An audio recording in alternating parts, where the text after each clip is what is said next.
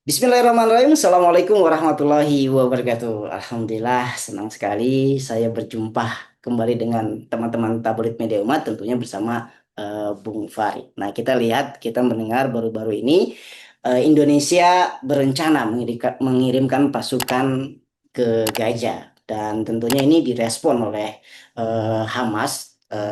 Di antaranya adalah pejabat senior Hamas, yaitu Osama Hamdan menanggapi pengumuman Indonesia akan mengirim ribuan tentara sebagai bagian dari pasukan perdamaian di Gaza. Kemudian juga pejabat senior ini menegaskan kembali bahwa Palestina menolak segala bentuk perwalian asing atas Gaza. Ia juga mengatakan bahwa setiap pasukan perdamaian internasional yang dikerahkan ke wilayah tersebut harus dibatasi pada tugas-tugas perbatasan dan mencegah serangan Israel tanpa campur tangan dalam pemerintahan internal. Lebih lanjut lagi, beliau mengatakan bahwasannya Hamas telah berkomunikasi langsung dengan Jakarta, menekankan bahwa setiap pasukan asing harus tetap netral dan tidak bertindak dengan cara yang bertentangan dengan kehendak Palestina atau berfungsi sebagai pengganti pendudukan Israel. Ini apa sih sebenarnya yang dibalik peringatan Hamas ini?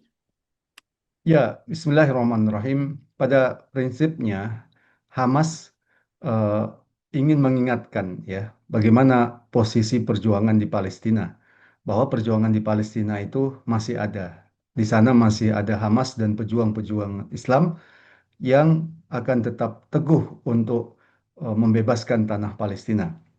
Yang kedua, pada prinsipnya Hamas ingin mengingatkan Indonesia sebagai negeri Islam agar kemudian tidak menjadi alat perpanjangan politik, apalagi militer, ya, negara-negara imperialis seperti Amerika. Karena kita tahu Hamas selama ini memang memiliki hubungan dengan yang baik dengan Indonesia. Hamas mengingatkan ya agar Indonesia kemudian tidak menjadi bagian dari pasukan yang justru mengokohkan penjajahan Zionis Yahudi. Dengan kehadiran TNI ya di Gaza, apakah ini bisa menjamin dari sisi keamanan, Bung Farid? Ya, pertama tentu perdamaian dan keamanan dalam pengertian apa, begitu ya. Kalau dikatakan perdamaian dan keamanan untuk eh, keamanan Israel, nah pasukan-pasukan ini adalah bagian dari apa yang disebut dengan pasukan stabilisasi Gaza ya, dan ini tidak bisa dilepaskan dari Board of Peace. Nah, pasukan stabilisasi internasional ini kemungkinan dipimpin oleh Mayor Jenderal Jasper Jeffers. Ini adalah veteran perang Irak dan Afghanistan yang juga memiliki catatan berdarah ya terkait dengan kebijakan-kebijakannya terhadap negeri-negeri Islam. Nah, dalam konteks seperti ini, maka keberadaan eh, siapapun termasuk tentara Indonesia datang ke sana ya, itu bisa kita duga kuat ya. Ini justru akan membangun stabilitas untuk kepentingan Zionis Israel ya. Bukan untuk stabilitas atau perdamaian rakyat Palestina. Karena bagaimana mungkin stabilitas dan perdamaian itu bisa terwujud ya kalau kemudian penjajahan masih ada. Sementara pasukan stabilisasi internasional ini di bawah pimpinan Amerika itu digunakan untuk meredam ya, meredam perlawanan dari mujahidin di sana. Karena syarat Amerika dalam BOP ini adalah demilitarisasi perjuangan Palestina, artinya melucuti persenjataan rakyat Palestina.